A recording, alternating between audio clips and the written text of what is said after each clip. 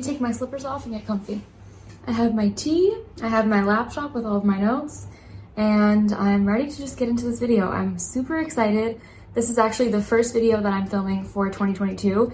It's January 1st, so happy New Year's, guys. This video is going to be basically all on bettering myself for 2022. I'm gonna be talking about some of my 2022 goals, all the things that I've been doing in the past, as well as will be doing in 2022 to continue, you know, becoming my dream self and becoming closer and closer to this dream life that I'm already living. I'm Erin, if you're new here. I post a lot of content on self-development, whether it be self-care, like physical stuff, like skincare and things like that. I post a lot of home content, post a lot of content on manifestation and just daily vlogs and stuff like that. So if you're interested in basically just following my life, I would definitely recommend subscribing. Let's get into it. I'm gonna break it down into a few categories. We're gonna be starting with productivity and just some tips that I have for productivity. The next thing is gonna be manifesting. The next thing is gonna be affirmations. The next thing is gonna be journaling. And the last thing will be New Year's resolutions. For productivity, the first thing that I wanted to say that I did for 2022 was I actually changed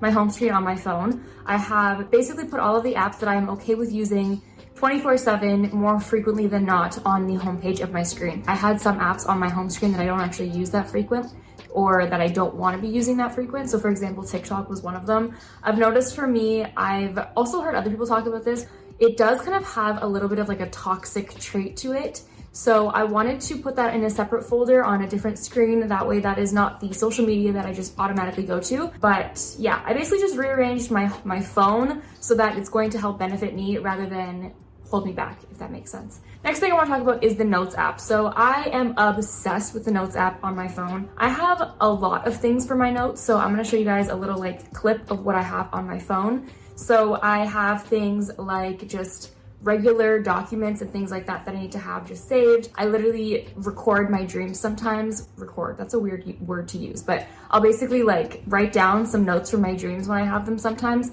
I find that a lot of the times when I actually write down my dreams, it helps to remember them more frequently rather than waking up and being like, did I even dream last night? I have a little fitness thing where I put my measurements, my goals, my workouts. Next thing is journal. So as you can see, I have 91 notes in there. That is where I will go in and just journal if I don't have my physical journal with me or I don't feel like getting up and putting it in my journal. And the next one is money. I'm actually going to be doing a video on how I budget. So stay tuned for that because that'll kind of go into that folder more. Purchases, I have my Wink and Arch folder, which is for my business where all of my information is. I'm going to be doing another video actually on my business as well. And then YouTube, which is where I actually write down all of the videos that I'm planning to film. So that is my breakdown of my Notes app. But when it comes to my Notes app, the main thing that I like to do is I like to have a planner in my notes. I like to have everything written out from Monday to Sunday. And then I basically fill in my week as I go, as well as at the beginning of the week. When my days come up, I'll know what I need to get done. And I like this a lot because I use the little circles and I can actually check off the things that I'm doing as I do them. And for some reason, for me, that just gives me like a thrill. I can go on and on about productivity, but I'm not going to do that in this video because I think majority of it is going to be more so about manifesting and stuff like that. So that's what I'm going to leave it as. Those are like my basic tips for productivity, the things that really, really help me day to day. Next thing is manifesting. So with manifesting, I have a bunch of tips. There's no real order here. We're just going to get into it. So the first thing I wrote down here is talking to your higher self or praying. So I for sure find this really, really helpful for me. I like to start off my prayers or just include in my prayers things that I'm grateful for. I also like talking about my fears and the doubts that I have and addressing the doubts and just talk about, you know, the things that I am worried about or the things that I feel like aren't going to happen for me or why I think they're not going to happen for me. And I like to just kind of do almost some like shadow work through talk, not just writing down.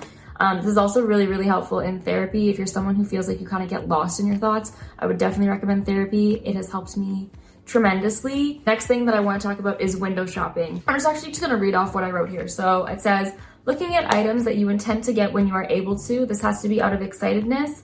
That's not even a word. Excitement? I think that's the word I'm trying to find. And gratitude, not out of greed or envy, thoughts of what if that won't happen, etc. So for me, I find it really, really fun and also just like inspiring to window shop, whether that be online or in stores, for things that I'm gonna get when I'm able to financially. I would say I only do this if you are, you know, in a mindset where you trust that the universe really has your back and that you really believe that everything is gonna happen for you because you deserve it. Next thing I wanna mention, this doesn't really have to do with manifesting, but I just figured I would throw it into this category. I have just like notes written here, and I find it a lot easier to just read out directly my notes, because sometimes I find when I'm talking, I don't get to articulate the things I want to say as well as it is when it's written, if that makes sense.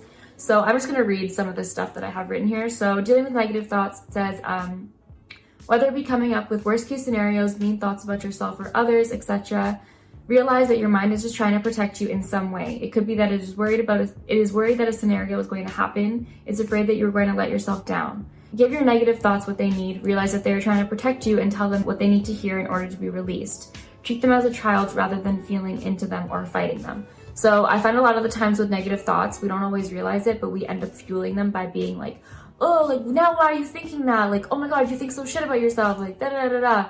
But if you can actually step back and realize that your negative thoughts aren't actually out to get to you, it's not like you have this enemy in your head. It's just that our brains are wired to basically help us survive. So whether that means emotionally or physically, we have like a fight or flight in us. We have instincts in us that we don't necessarily control. It's just human nature. And negative thoughts is one of them. It could be coming from a place that you are just scared that, you know, you're not going to be taken care of. And that's always, I feel like, going to be a thought in your head, but you just need to try and comfort that thought. Kind of reframing the way you see your negative thoughts definitely helps. Next thing on the list is vision boards. So for me, I have always done vision boards on Pinterest. I have a little board on my Pinterest account that is actually private, and I go through and I add things onto my vision board basically constantly. Whenever I'm on there, if I see a picture that inspires me and I think is something that I want in the future, I have another section in that board where I add quotes and things like that. So I'll put in the quotes that I think are speaking to me or things that I just think are inspiring. But this year I actually decided to copy Lynette Adkins' video, and she basically made her vision board in Canva. I'm not going to show you guys exactly what it looks like just because, I don't know, I just feel like weird showing on the internet like what's on my board. But I have a few places that I really want to travel to this year. I have a few quotes, like one says, I'm deserving of everything I dream of, do good and good will come to you, I am creating the life of my dreams. I have the monthly income stream that I would like to achieve. I have a few brands that I'd like to work with this year. I have my subscriber box with the number of subscribers I'd like to reach this year. And I also have a few pictures of like the gym, because I know I would really like to focus on my fitness and actually be consistent with it this year. So that is the whole vision board topic. I know we're kind of like going through these quick, even though I've been talking for 12 minutes. How has it already been 12 minutes? Next thing I want to talk about is affirmations. So affirmations, I have a little thing written down here. I have a lot of belief on why affirmations work, but this is definitely one of the big ones. Affirmations help to reset your brain. Your brain is like a machine. It's taught what things equal. It's taught what words mean. It's taught you to prepare for situations. It's taught you to function the way that you do. And if it's not functioning in a way that you believe is your best self, affirmations can basically teach your brain to function in a new way. The world has brainwashed you with situations and circumstances, and you can change the wiring in this machine. Your brain thinks majority the same thoughts over and over. Brush your teeth, make your bed, pet your dog, you have a new pimple, you need to work out, etc., etc. When you start to create new thoughts routinely, your brain adapts to those thoughts and creates a new habit of thinking them. This helps to create positive self-talk and positive thoughts in general. Basically, your brain is constantly thinking the same things over and over and over. Whether we realize it or not, we are very routine-based people, and our brain is kind of just functioning on autopilot at some point in our lives, and usually for majority of our lives.